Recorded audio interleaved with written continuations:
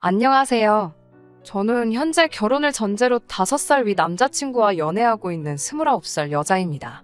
남자친구는 소개로 만났고 본격적으로 결혼 이야기가 오고 간 지는 얼마 되지 않았어요. 연애한 지는 햇수로 2년 차가 되어 가고요. 결혼 이야기가 오간 지 얼마 되지 않은 만큼 아직 결혼을 위해 따로 진행된 건 없습니다.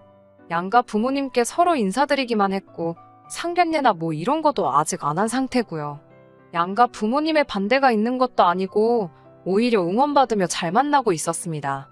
처음부터 결혼을 결심하게 된 계기도 남자친구가 연애하면서 저한테 잘하는 모습만 봐왔기 때문에 남자친구의 청혼에 응한 것이었어요. 결혼은 현실이라는 말이 막 와닿는 하루입니다. 연애하면서는 정말 좋은 것만 보러 다니고 맛있는 거 먹으러 다니고 했기 때문에 서로의 가치관이 이렇게 다를 것이라고는 상상도 한 적 없습니다. 사실 연애를 막 시작했을 당시에는 남자친구와 결혼까지 할 거라고는 생각도 해본 적 없습니다. 제 나이가 어리기도 했고 남자친구도 연이은 취직 실패에 공무원 준비를 하다가 여러 번 낙방을 한 뒤 평범한 중소기업에 취직해서 다니고 있었거든요. 주변 지인들에게서는 남자친구가 저와 나이 차이가 많이 나는 것에 비해 하는 일이 별 볼 일 없다, 집안 차이가 조금 나지 않느냐 이런 말들로 제가 훨씬 아깝다는 듯한 이야기들을 몇 번 들은 적이 있어요. 하지만 단지 지금 버는 돈이 적다고 해서 2년이 가까운 시간을 함께한 사람을 휴지 조각 버리듯이 버리고 싶은 마음도 없고 결혼을 하고 나서라도 연애할 때처럼 저를 항상 웃고 즐겁게 해주기만 한다면 돈만 있고 사랑이 없는 결혼보다 훨씬 더 가치 있는 일이라고 생각했습니다. 하지만 가치관이 차이 난다는 것만으로도 이렇게 하루아침에 사람이 달라 보일 수 있는 일인가 싶어요. 저희 집이 떵떵거리면서 살 정도로 엄청난 부자 집안은 아니지만 맞벌이 하시는 부모님 아래서 부족함 없이 자라왔습니다. 저희 어머니 30년간 쉬지 않고 일해오셨고 이제 퇴직을 앞두고 계십니다. 아버지는 몇 년 전에 은퇴하셨고 노후 대비도 다 되어 있는 상황이지만 어머니께서 저 시집가기 전까지는 세상이 어떻게 될지 모른다며 계속 일해오고 계셨어요. 저희 아버지는 7남매 중 막내인데 제가 봐도 대단하다 싶을 정도로 친할머니에게 정성이셨어요. 형제 중에서도 제일 효자였고 제일 성공했습니다. 제가 어릴 때부터 봐온 거지만 친할머니는 장남이 잘 돼야 된다며 지원을 큰아버지에게만 해주셨습니다. 할머니는 전쟁 직후에 할아버지하고 서울로 올라오셔서 자식들 키우면서 안 해본 일이 없다고 들었고 이후에 식당을 시작하게 되고 나서 큰 돈을 벌었다고 들었어요. 지금은 없지만 할머니 이름으로 건물도 몇 개나 있었다고 들었고 그것들은 전부 다 큰아버지들이 사업한다고 이리저리 건드리다가 다 날려먹은 거로 알고 있습니다. 아버지는 할머니 재산으로 뭐 하나 해보신 적 없어요. 아들인데다가 막내라서 고모들과는 다르게 대학까지는 지원을 받으셨지만 엄마 말로는 저 태어나기 전에 두 분이 자리 잡기 전 경제적으로 조금 힘들던 시절이 있었는데 그때부터도 큰아버지 챙기신다고 뭐 하나 제대로 지원받은 적이 없다고 합니다. 그런데 아이러니하게도 할머니 지원을 받은 큰아버지들은 하던 사업이 망해서 지금은 전국으로 뿔뿔이 흩어져 있는 상태고 그나마 착실하게 대학 졸업하고 회사 생활 하시면서 안정적으로 돈을 모은 저희 아버지가 형제 중에서는 가장 잘 풀린 케이스였습니다. 지원받은 거 하나 없으셨으면서도 아버지는 할머니한테 참 잘했어요. 할머니는 그렇게 쌓아두신 재산을 다 날리고서는 서울 변두리에 있는 연립주택에서 전세로 살고 계시고 거주하시는 전셋집도 저희 아버지가 대부분의 돈을 내서 도와드린 거였습니다. 아버지가 잘하는 만큼 엄마도 할머니에게 참 잘하셨어요. 제가 대학교 다니던 시절까지도 주말이면 가끔씩 할머니 집에 온 가족이 찾아가 집 정리도 해드리고 맛있는 것도 사드리고 했으니까요. 엄마도 내내 일하다가 휴일에 그러는 게 쉽지만은 않았을 텐데 불평불만 하나 없었습니다. 저도 철이 들고 나니 엄마가 얼마나 고생하는지 알아서 아버지한테 대든 적도 있어요. 아버지는 은퇴하셨으니 집에 계시는 시간이 많은데 집안일 하나 안 도와주시고 집안일은 일하고 돌아온 엄마의 몫이었고 할머니 집에 가서도 일하는 건 전부 엄마의 일이었습니다. 엄마도 쉬어야 하지 않겠냐며 할머니 집 가는 건 이제 그만하자고 아버지께 대들었지요. 물론 돌아온 말이 좋은 말은 아니었지만 그래도 엄마도 하루하루 나이 들어가시면서 체력적으로 힘에 부처하는 게 제 눈에도 보일 정도였으니까요. 그런데 이제 엄마가 퇴직을 앞두고 있는 와중에 명절날 오랜만에 전부 다 모인 가족들 앞에서 할머니는 이제 나이가 90인데 혼자 지내는 것도 힘들고 요양원에 가기도 싫다는 말씀을 하셨어요. 누가 됐든 좋으니 합가하라는 뜻이었죠. 그러면서 가족회에 비슷한 게 열리게 되었는데 고모들이야 그렇다 쳐도 그동안 할머니 등골을 쪽쪽 빨아먹으며 재산 전부 다 나눠서 날려먹은 큰아버지들이 하시는 말이 너희가 제일 잘 살고 어머니랑 가장 가까이 살고 있으니 너희가 모셨으면 좋겠다는 말을 하더라고요. 거기에 제가 결혼하는 것까지 얹어서 제가 시집을 가게 되면 제가 쓰던 방이 비게 되니 방도 남지 않느냐고, 할머니 지금 살고 계시는 집 전세금을 빼면 전부 다 저희 집에 줄 터이니 그렇게 하라는 말도 안 되는 말을 하더라고요. 전세금도 오히려 고모들보다 보태지도 않으신 분들이 뭐 엄청난 거 포기하는 거 마냥 생색을 내고 있으니 제가 들어도 참 어이가 없더라고요. 아무리 제가 온 집안 통틀어 막내나 마찬가지였지만 말 한마디 하지 않을 수가 없었습니다. 그게 무슨 말도 안 되는 소리냐고 친척들 앞에서 따졌어요. 아버지가 어른들 앞에서 그게 무슨 버르장머리냐고 저를 멈추더라고요. 엄마는 아무 말도 못하고 계셨고요. 큰어머니들도 어이가 없었습니다. 곧 회사 그만둔다고 들었다고, 그러면 이제 집에 있는 시간이 많아지니 시어머니 모시기도 딱 좋겠다고요. 한 분 빼고 여태껏 전업주부로 살아오신 분들이 여태까지 일한 저희 엄마한테 떠넘기는 꼬라지도 어이가 없더라고요. 아무리 전부 다 날려먹었다지만 여태까지 할머니가 모아놓은 재산으로 여유롭게 지내시던 분들이 이제 갱년기가 와서 슬슬 이리저리 아픈 곳 생기는 저희 엄마한테 이제 일 안 하니까 모시면 참 좋겠다고 하는 말도 어이가 없었고요. 그날 결론이 난 일은 아니고 좀 더 이야기해볼 일이라고 흐지부지 되기는 했지만 누가 봐도 우리 엄마가 독박 쓰게 될 거라는 건 불보듯 뻔한 이야기였습니다. 아버지 말 맞다나 어른들 일에 제가 끼어드는 게 주제넘은 일일 수도 있지만 이대로 평생 우리 엄마 혼자만 다 떠안는 꼴 보기 싫어서 나중에 엄마만 따로 해서 제가 한마디 했어요. 엄마도 이제 다른 사람들처럼 노후자금 쓰면서 편하게 지낼 때인데 엄마도 몸 성한 곳 별로 없는데 이제 와서 할머니 모시면서 시집살이 하는 거 보고 싶지 않다고. 그거 보면 내가 시집 가서도 마음 아프지 않겠냐고요. 할머니한테 받은 거 하나도 없다면서 할머니가 애지중지하던 장남인 큰아버지도 있고 할머니 재산 가지고 사업하다 날려먹고 나서 전부 지방으로 도망가 놓고 돈 떨어져 개털된 할머니 거들떠도 안 보고 지내는 다른 며느리들 있는데 왜 엄마만 혼자서 독박을 써야 하냐고. 그리고 그날도 별것도 아닌 것처럼 엄마한테 떠넘기려는 큰엄마들 못 봤냐고요. 그럴 바에야 요즘 황혼이혼이 유행이라던데 엄마도 차라리 아빠랑 이혼하고 엄마의 삶을 살았으면 좋겠다고. 이건 아무리 생각해도 아닌 것 같다고 제 생각을 솔직하게 말했어요. 엄마는 대번에 네 아빠랑 살아온 세월이 몇 년인데 그런 것 가지고 이제 와서 이혼이라니 무슨 말도 안 되는 소리를 하냐며 저를 나무랐어요. 꼭 모시지 않더라도 다른 방법이 있을 수도 있으니 아빠랑 상의하면서 알아보고 있다고. 할머니 전세금에 형제들 십시일반해서 우리 집 근처에 방 하나 얻어드리는 것도 생각하고 있고. 할머니 나이가 이제 90인데 이런 말 하면 안 되지만 얼마나 더 사시겠냐고. 오죽 외로우시면 저러시겠냐고. 아직 은퇴 안 했다 생각하고 몇 년만 더 고생하는 것은 일도 아니라고 하셨어요. 사람 좋은 게 나쁜 건 아니지만 참 답답하다는 생각이 들었어요. 집안일이라서 사실 동네방네 떠들고 다닐 만한 일은 아니지만 저도 워낙에 답답한 나머지 남자친구와 데이트를 하다가 고민이라는 식으로 이 사실을 털어놓게 되었습니다. 그런데 오히려 남자친구는 제가 이 일 가지고 엄마한테 이혼도 생각해보라 한 사실에 엄청 충격을 받은 모습이었습니다. 오히려 제가 그런 식으로 생각하는 게 말도 안 된다는 듯한 말투로 이것저것 물어보더라고요. 처음에는 이혼이라는 말을 어떻게 그렇게 쉽게 꺼내냐고, 믿음이 안 간다면서 반대로 입장 바꿔서 생각해보라고, 너는 너네 부모님들이 그러신다고 해도 똑같이 모실 생각이 없는 거냐고 물어보더라고요. 저희 부모님 맞벌이 하시면서 노후 준비도 완벽하게 되어 있으시고 저한테 손 벌리실 일 절대 없다고 대답하니 사람 일이 어떻게 될지 모르는 거 아니냐고 하더군요. 그러면 반대로 엄마가 모시는 게 시어머니가 아니라 외할머니였으면 아빠한테 엄마랑 이혼하라고 할 거냐고 또 묻더라고요.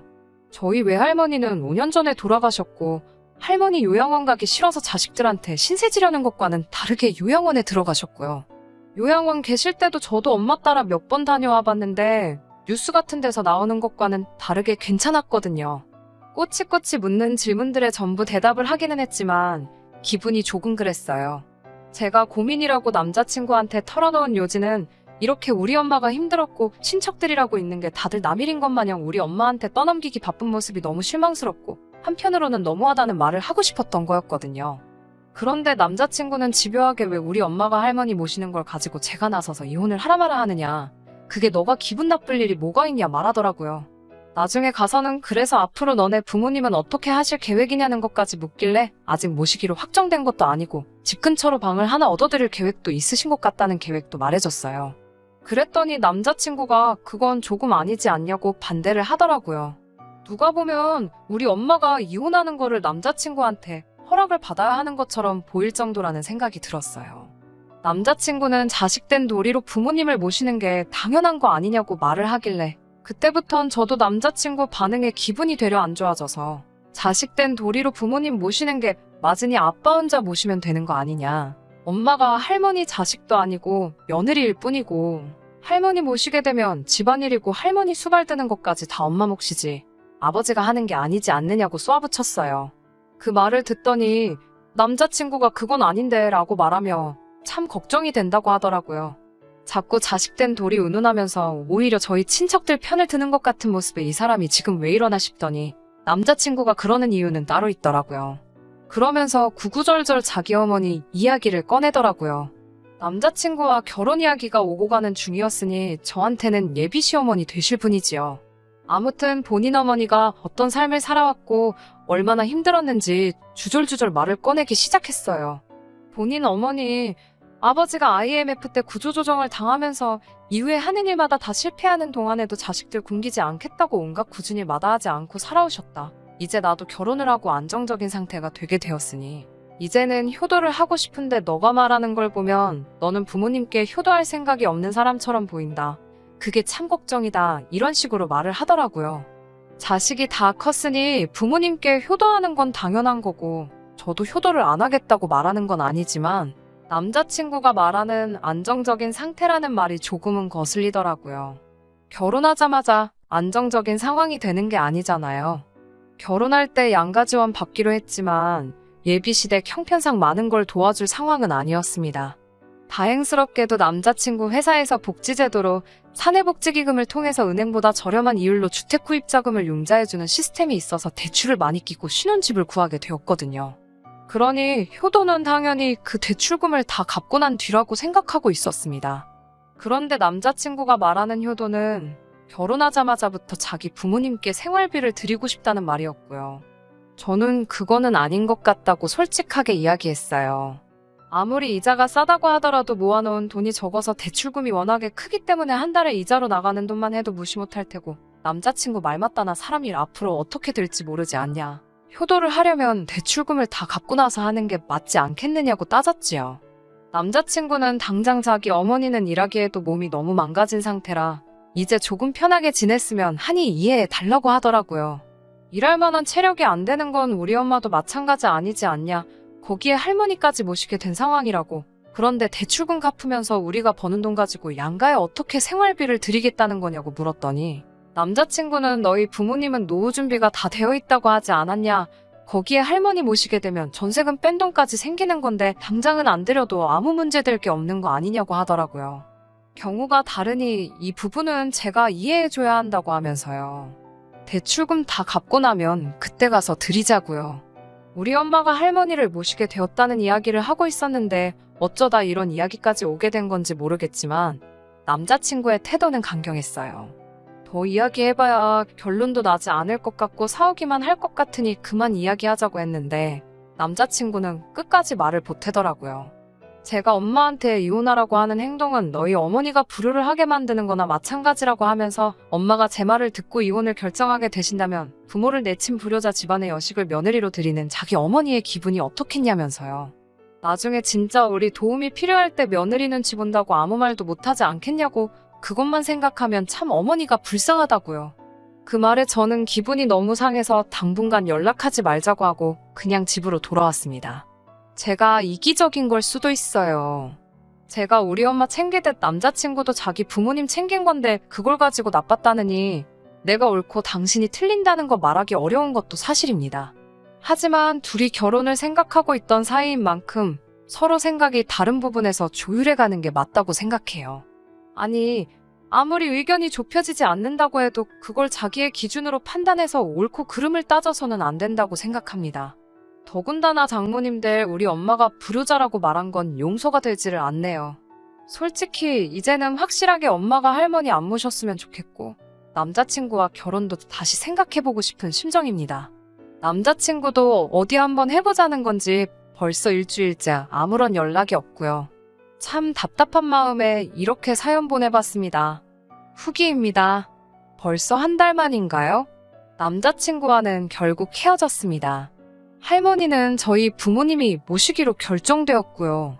결론부터 말씀드리는 것 같지만 다른 이야기가 더 있어서 이렇게 후기 남기게 되었습니다. 남자친구한테 연락이 온 건 제가 사연 보내고 얼마 지나지 않아서였어요. 너 나랑 결혼 안 할 거야? 라고 당당하게 연락을 해왔더라고요. 혹시나 마음이 바뀌어서 연락한 건가 싶어 남자친구 찾아간 제가 바보 같았습니다. 처음에는 사과를 하더라고요. 결혼 준비하면서 서로 조율해 나가야 할 부분을 자기가 일방적으로 말한 것 같았다고 미안하다고요. 거기서 끝날 줄 알았는데 아주 상상도 못한 폭탄을 던지더라고요. 예비 시어머니한테는 제가 이런 생각을 가지고 있다는 건 아직 말은 안 했답니다. 결혼 전인데 벌써부터 저를 싫어하게 만들 수는 없다면서요. 그러면서 제 생각을 알고 싶어서 물어보는 거라고 말을 꺼내더니 자기는 사실 나중에 자기 부모님을 모시고 살 생각이 있어서 그런데 제가 그런 생각을 가지고 있다는 거에 놀라서 그날 그랬던 거라고 설명하더라고요. 저는 남자친구의 폭탄 발언에 놀라서 말도 잇지 못하고 있는 상황이었는데 용돈을 드리는 건 제 말대로 대출금을 다 갚은 이후로 미루자고 하면서 지금이라도 생각 고쳐먹고 어머니가 할머니 모시는 거는 당연한 일이고 윗물이 맑아야 아랫물이 맑은 법 아니겠냐고 저도 어머니를 보고 효심을 배우는 게 어떻겠냐고 하더라고요. 제가 미쳤냐고 차라리 생활비를 드리면 드렸지 모시고 살 생각은 없다고 딱 잘라 거절했더니 남자친구가 싱글벙글 웃더라고요. 그러면 생활비 드리기로 결정한 거다 라고 말하면서 대화를 끝내려고 하더라고요. 남자친구의 유도신문이었고 저는 바보같이 거기에 넘어가고 말았던 거죠. 그래서 저도 알겠다고 참 효자났다고 오빠네 부모님들은 밥을 안 먹어도 배가 부르시겠다고 생활비는 오빠가 앞으로 실컷 드리라고 말하고 그렇게 효자면 그냥 앞으로도 쭉 결혼하지 말고 부모님 모시면서 행복하라고 말하고 집으로 돌아왔습니다.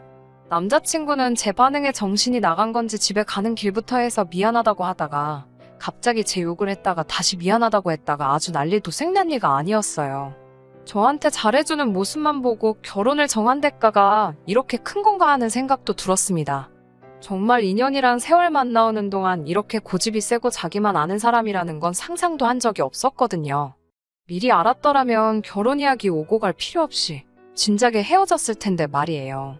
아무튼 애타게 잘못했다고 부모님 모시고 살 생각도 없고 생활비도 줄 생각 없다며 저한테 사과하는 남자친구와는 그렇게 안전이별했습니다. 결혼하고 나면 또 어떻게 바뀔지 모르니 기회조차 줘서는 안 된다는 생각이 들었거든요. 아무튼 제 이야기는 이렇게 끝이 났고 우리 엄마와 할머니 이야기가 남았네요. 사실 우리 엄마도 할머니 모시고 살겠다는 결정을 내리기까지 많은 고민이 있으셨을 거예요. 아버지도 엄마의 결정을 듣고 미안한 마음이 더 컸을 거라 생각됩니다.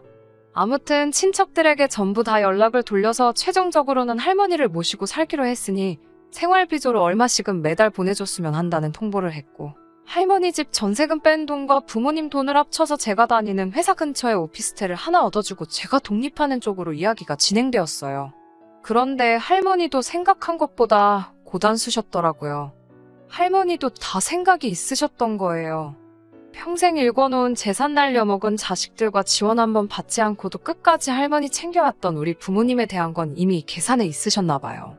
그래도 자식이라고 뿔뿔이 흩어져서 제대로 자리도 잡지 못하고 사는 거 마지막에는 신세지고 싶은 게 아니라 도와주고 싶었던 마음이 크셨나 봐요.